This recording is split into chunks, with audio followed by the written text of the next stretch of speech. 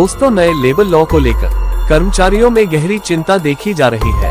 सरकार का कहना है कि इन कानूनों का उद्देश्य उद्योगों को अधिक लचीला बनाना, रोजगार के नए अवसर पैदा करना और निवेश बढ़ाना है। लेकिन कर्मचारियों का मानना है कि इन बदलावों से नौकरी की स्थिरता कम होगी और छंटनी का खतरा बढ़ जाएगा।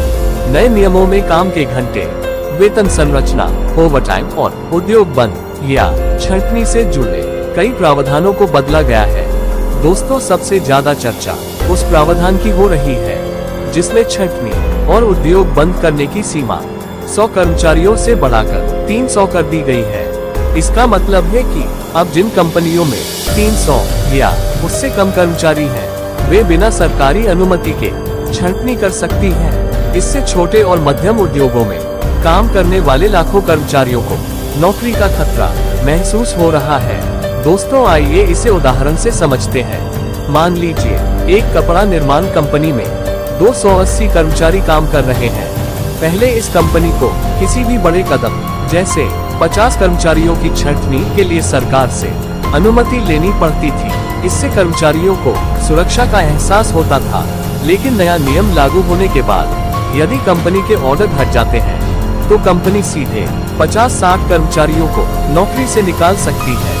इस बदलाव से कंपनी का संचालन आसान होगा, लेकिन कर्मचारियों के लिए अचानक बेरोजगार होने का खतरा बढ़ जाएगा। इसके अलावा काम करने के घंटे को 8 से बढ़ाकर 12 तक किए जाने की अनुमति ने भी कर्मचारियों को तनाव में डाल दिया है।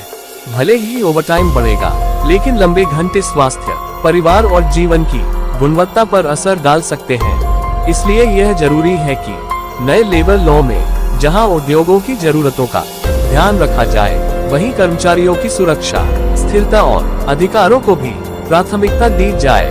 तभी रोजगार और विकास के बीच संतुलन संभव हो पाएगा।